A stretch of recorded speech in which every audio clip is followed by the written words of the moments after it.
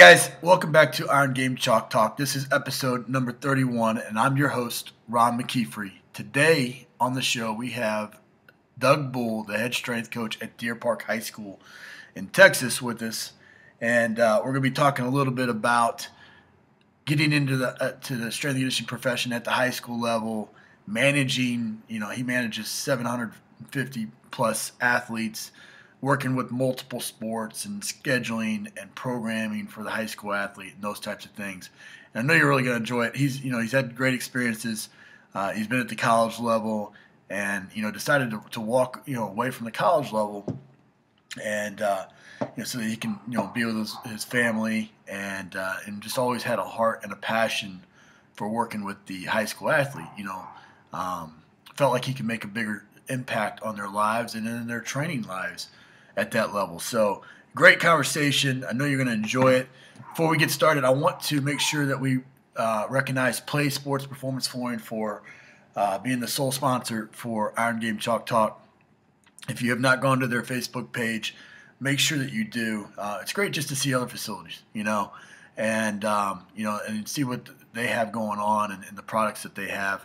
This is another high school, Manteca High School, and they're installing their turf product in that flooring, the Attack Turf and the Ignite Track, and it's just neat to see. I wish I had a facility like that when I was in high school, but the fact that they're putting in speed ladders in the floor and track lanes and all those types of things, it's just it's a neat product. They do a great job. If you're in that market right now, make sure you reach out to them and at least give them an opportunity to win your business.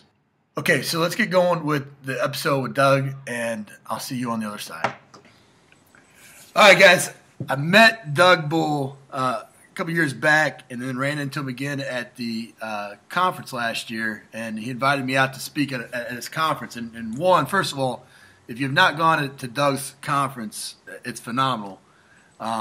Secondly, you're gonna when you do get there, you're gonna be pissed off because you're gonna realize that this guy's got a freaking cathedral, and there's maybe only one weight room that I've worked in that's been better than this thing. So you're gonna get a little upset. But I got Doug Bull on the show today to talk a little bit about Deer Park High School and his experiences. So, man, I appreciate you coming on the show, brother. All right, Coach A, I appreciate it. Thanks for the kind words. And I am blessed. I work in quite a facility. Doug, go in a little bit. I know because you've been at the high school level, you've been at the college level. Go into your experiences a little bit.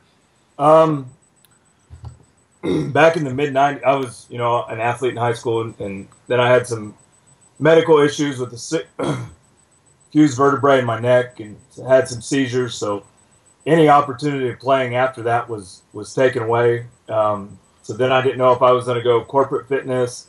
I toyed with physical therapy for a while. Didn't know direction, really which way I was going to go. And in '94, Phil Emery at the Naval Academy had an opening for an internship and invited me to come out and do that because my brother was on staff at Navy. So they wouldn't have to pay to house me is what it came down to. Kent Hall was under construction, and so I went up there and spent the summer with him at Navy. And initially he had started me with, you have to be here the 8-hour days, whatever it was. And I'm like, well, what happens at 5 o'clock in the morning? What happens at 5 o'clock in the evening? Right. So I started going the full day, run the full 12-hour gamut, and realized that I really enjoyed it. And then as he started giving me more responsibility, he noticed that I could see things that some people couldn't see from a technique standpoint. Little things on dorsiflexion or where his hand placement was, just little things that I could pick up on these kids moving that was wrong, and remind them, subtle reminders, give them coaching cues on if they need things they needed to fix. So I really got a taste of it in 12-hour days all summer long.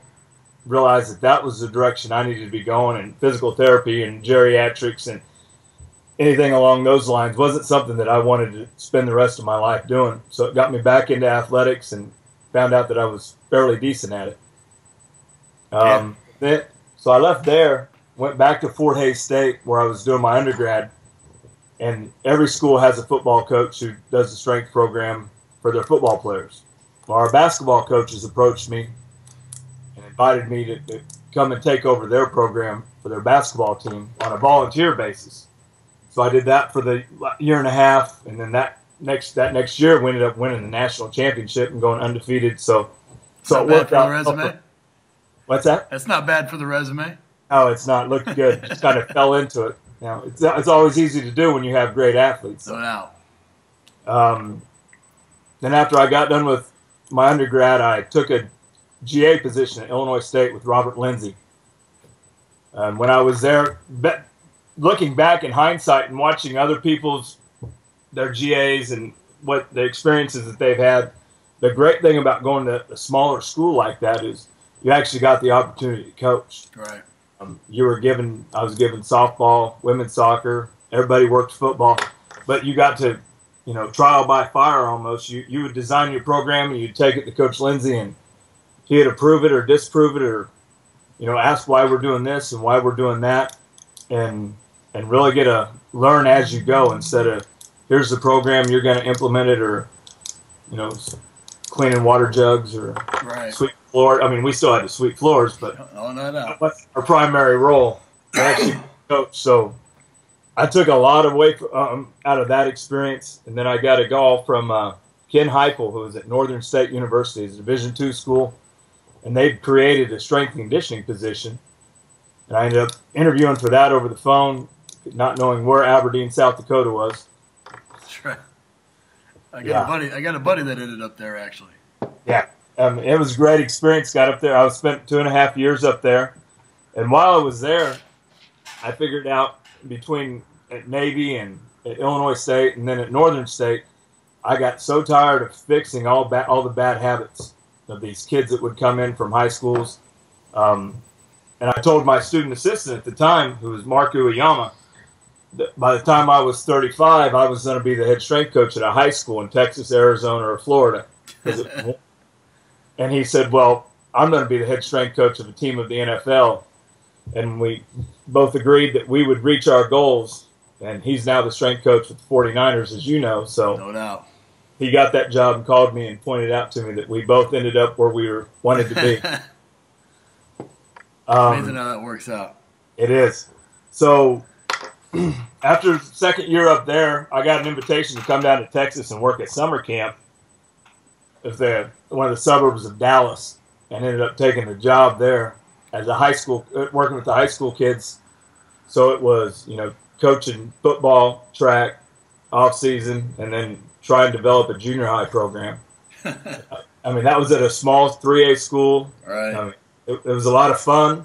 I mean, it was a small community, which I grew up in, so it worked. I mean, it was like going home. Right. Met my wife while I was there, and she ended up getting a GA position at Kansas State. So we left Texas for a couple of years, and I worked in the private sector. And then as soon as she got her degree, we packed up and moved back to Texas and to another 3A school where I, again, was football coach, off-season coach, track coach.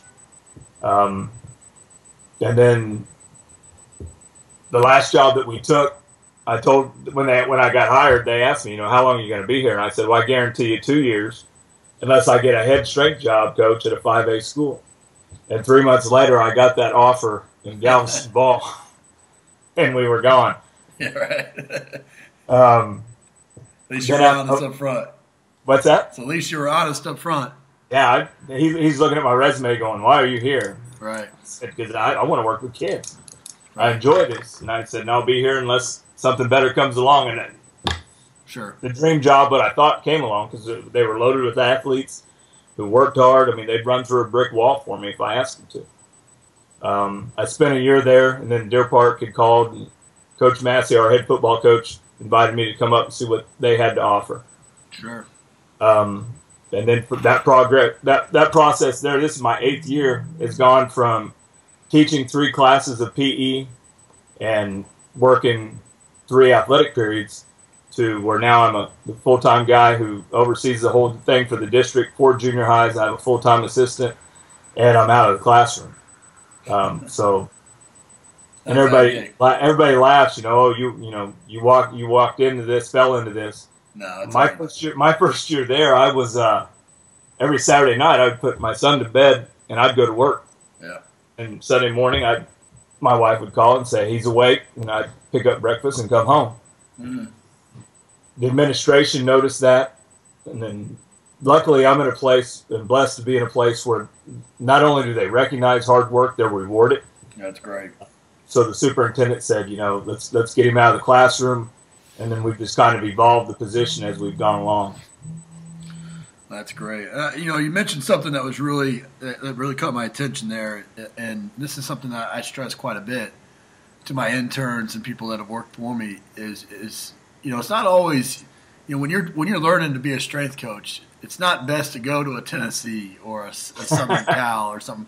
Although that's great and you get different experiences, but when it gets down to the nuts and bolts of coaching, it's great to go to a smaller school where there's you and maybe the head guy, and you're responsible for sports, because that's truly when you get to be a strength coach, is when you're designing, interacting with coaches, and all those types of things. And I know you agree with that. What are some of the biggest differences between your college experience and your high school experience? The talent level. It's funny. I had stole a couple of drills from Chris Doyle and brought them back and was trying to implement those. And my offensive coordinator looked at me and goes, "What the hell is this?" I said, "Coach, I saw athletes doing this and it looked really good." It didn't work with our kids. I mean, granted, 2%. We got 4,000 students. I got 750 athletes, right? And only 2% of them go on to play at the next, are good enough to go on and play at the next level, right? So the biggest thing is from a talent standpoint. Then there's the maturity level. I mean, 16-year-old boys are about as squirrely as they get. Right. You never want to ask the question, "What were you thinking?" Because you never know what the answer is going to be.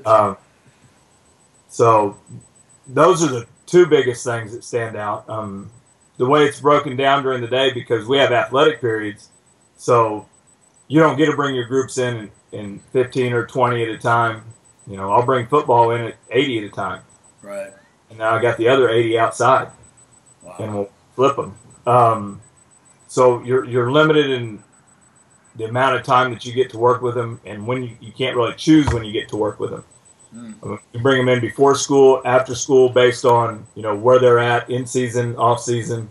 But we only have 3 athletic periods to work with all those different sports. So it comes down to a lot of time management and being able to, here's the time I have, now here's what I want to do. How do you make it work? Sure. That's probably the biggest thing, is that those 3 things, because you have to deal with the time limitations, right, talent level.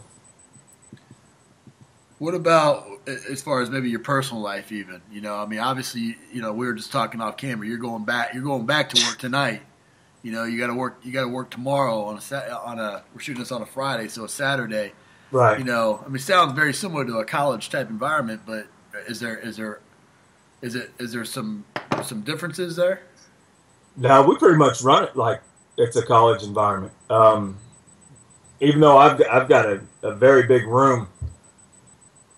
Well, if you're in season, for example, you lift after school, and you lift on Saturdays, because you usually play on Tuesday and Friday are your district games. So Wednesday after school, you're in the weight room, and Saturday morning, you're in the weight room. Right. And that's across the board for all of our sports. So it's really not that much different. When we start workouts at 6 o'clock in the morning with makeups, we have a U.S. Olympic weightlifting team that comes in at 6:30. Our swimmers are in at 7:30. Our cross-country kids are in at 7:30. Football's in at 8. Basketball's in at 8:45. I mean, we stagger them as much as we can, but we don't stop. We go year-round. Right. You said personal time. I get a week at Christmas. I get a week in July that I'm guaranteed that I'll be off. The week of 4th of July and the week of Christmas. It's about the same. About the same. That's the same. Yeah.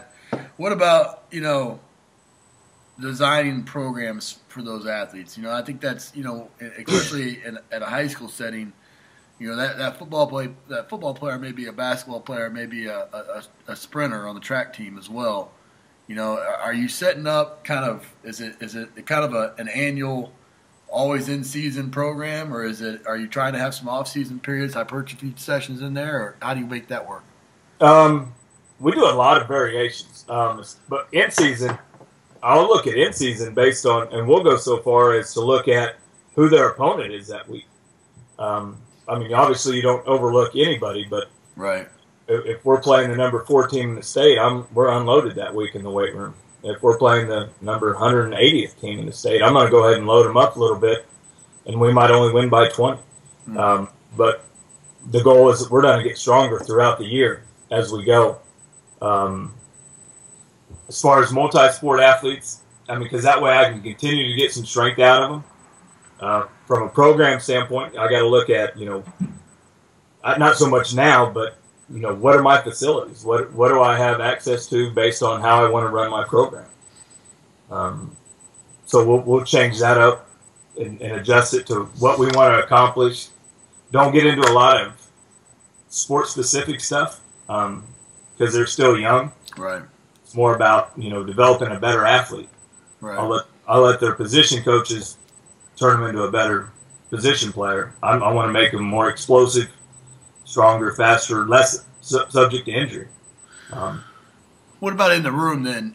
When that you see you have that sport block, right. And maybe 2 teams come in.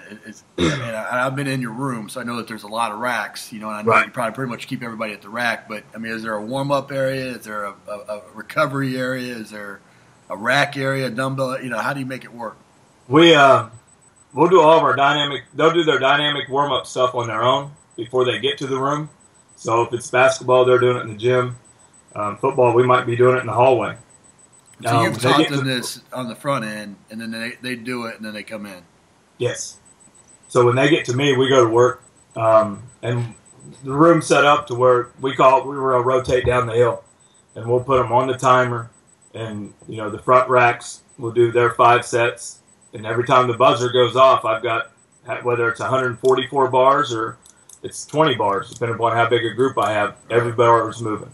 Right. So we control their reps or their rest periods. That way we know that we can keep an eye on and make sure nobody's not, because kids will cheat sometimes. Kids will take off reps or sets if you'd let them. But I can look across that room, and I mean, it's 50 yards long, but if the bar's not moving, I know somebody's not working that's supposed to be. Right.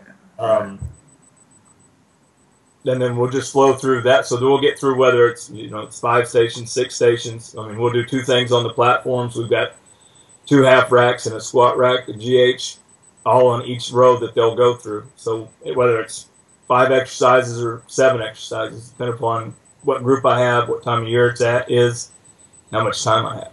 Sure. Now, when you're monitoring 750 athletes, are you doing that with Excel program? Do you got some sort of computer program you're using?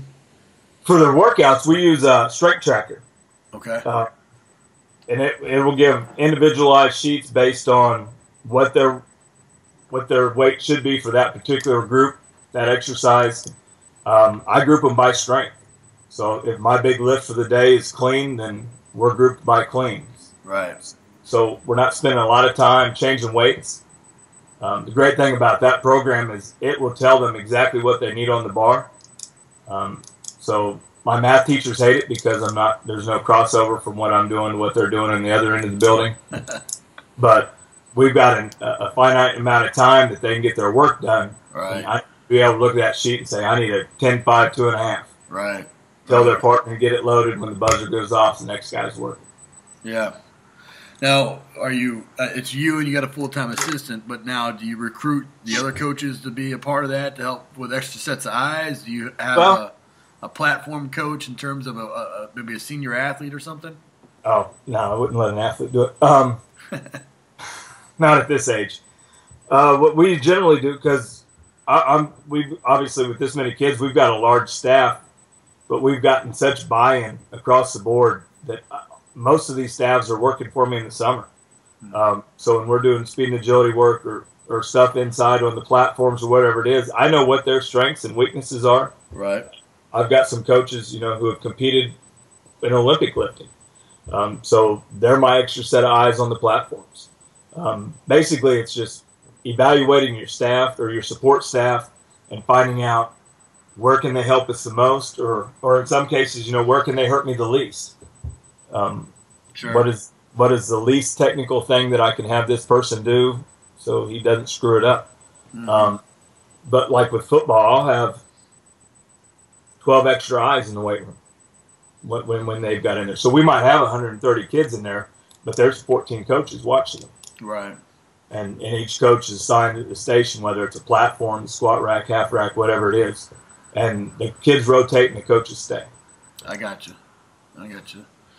So now, with coaches that have a desire to coach at the high school level, with strength and conditioning not being as prevalent, and maybe, I mean, like you mentioned Texas, California, Florida's got some strength coaches. I mean, what about some of these other states that don't have full-time strength coaches?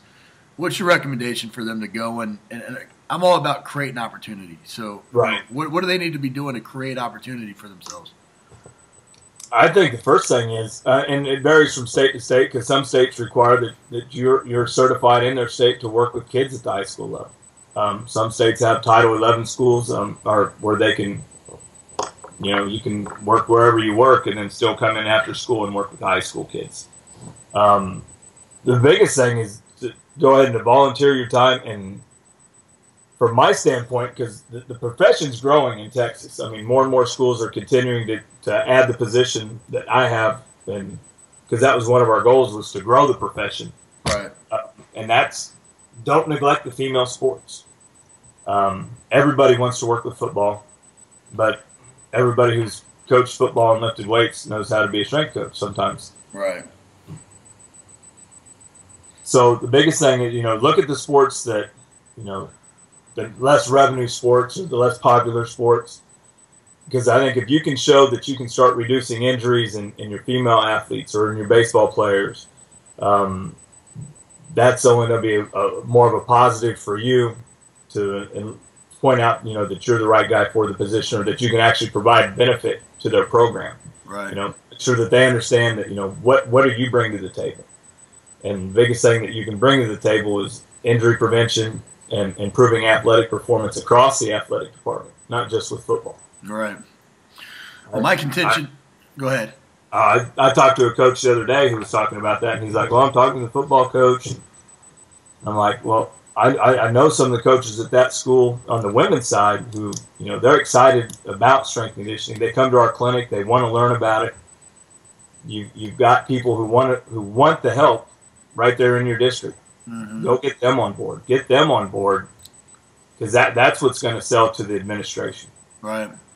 Well, it's it was ironic. I remember that distinctly about being at the clinic this year and speaking there. I sat right behind probably maybe 5 or 6 female coaches from different high schools that were in the area that specifically came to the conference to learn. Right. And we're fired up. I sat through 7 or 8 presentations there, and took every note and asked about 1 million questions. Right. And so you're right. I can see that. My contention's always kind of been that just because a position doesn't exist doesn't mean that you can't get in and create a position from the inside. Right. It sounds like that's kind of listening to your story, that's kind of what you've done. You've gotten in and you evolved the position, and as you've grown the position, other people have taken notice and then tried to and stolen you away. Right. And so every high school has hires coaches.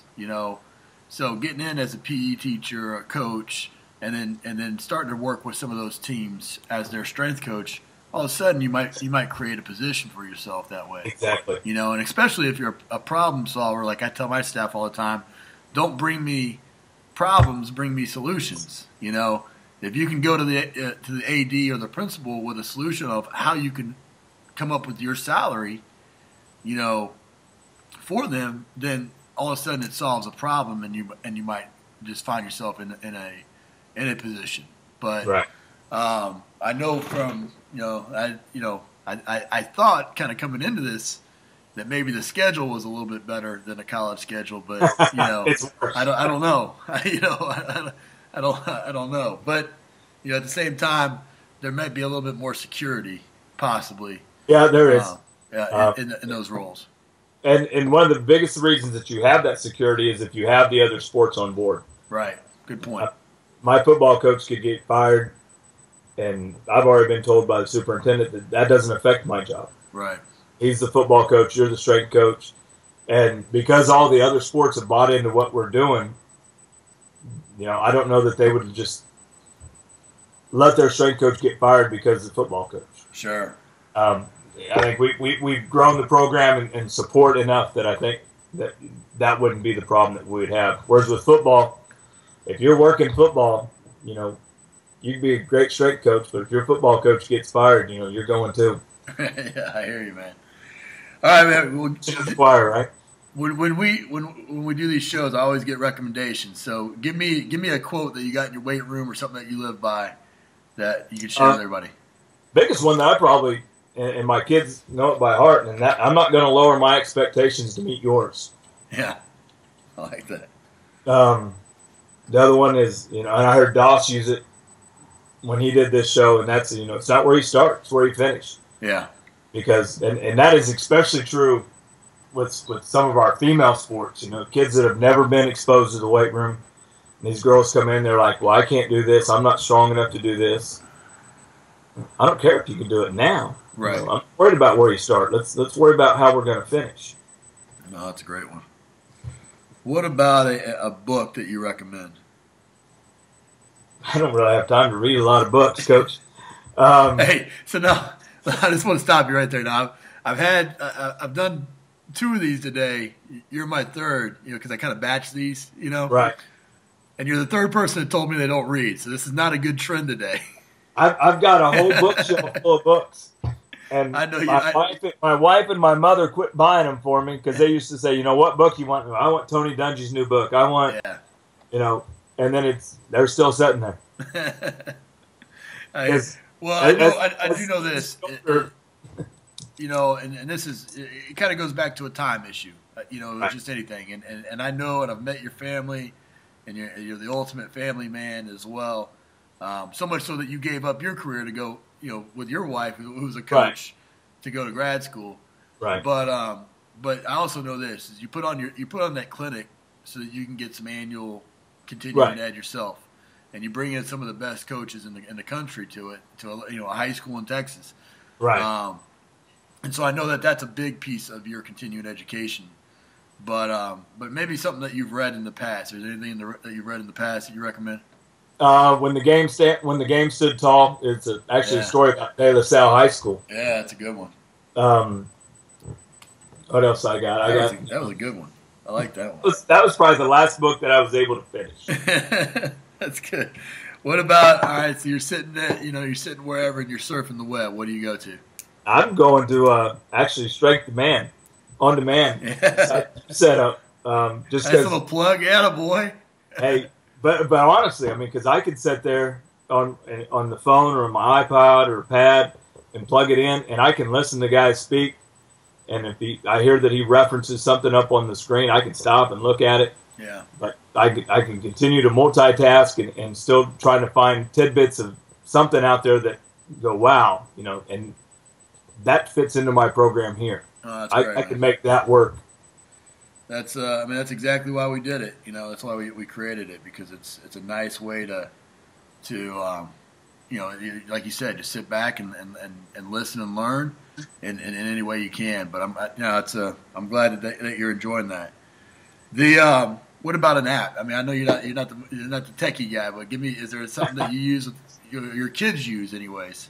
Coach's Eye. Coach's Eye is a good one. Coach's Eye, and I use it a lot, especially on our platform work, because I can bring it out, have it in my hand, and video the boy, girl, whatever it is, and if she's jumping back or whatever it is on the platforms, because you can tell her, and you can show her what it looks to you like what she's doing, but when you can stop, pull that screen back, and go, here, see where you're wrong, right, or see how you did this, and she's like, oh, now it makes sense. Now she sees what I see, or he sees what I see, Visual. So they can fix it. So that's probably the app that I use the most, and we use it every day. Oh, that's awesome, man. That's awesome. Well, brother, I know you got to run. I got to run as well, but I truly appreciate you coming on and sharing this with everybody. I know I'm going to make sure to link up the website for your clinic, as well as to stay in touch with you. Is your email and stuff on there that they can get in touch with you?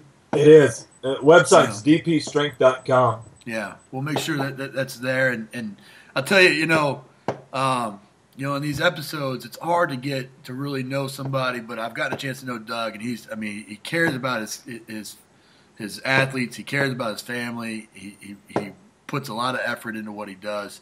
And so if you're a high school strength coach, or you're interested in being a high school strength coach, I would highly recommend you reach out to him because I haven't met anybody that's doing it better than he is right now. Appreciate that. Appreciate your time, brother. Absolutely. You have a good night. Couple quick reminders before we let you go. Please join me in the comments section on ronmckeefery.com, RonMckeefery.com, and let Doug know that you appreciate him for his efforts and being on the show and the information that he shared, as well as provide me any feedback on the show, including guest recommendations and those types of things. Want to continue to make this a great show for you guys, and your feedback is important to me. While you're there, please join the mailing list. I send out a weekly email with updates as to what episode is that week, as well as the latest Tribe TV video. And for doing so, you get a free ebook there with 365 motivational quotes. So everybody's a quote person. I'm a quote person. I think you would really enjoy that as well.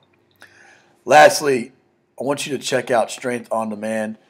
Strength-on Demand is an online archive of strength and conditioning clinic presentations that Rob Taylor and I put together. There's 52 of them for 2013. And the great thing about it is just as the slide here says, it saves you time, it saves you travel, and saves you money. And those were the three things that we wanted to try to accomplish with this. So you're able to continue your education on your time from pretty much anywhere. So check that out. If you're watching this on YouTube, click the subscribe, and you can get updates on any videos that we put out, not just the Iron Game Chalk Talk. So see you next week with another great episode. Take care.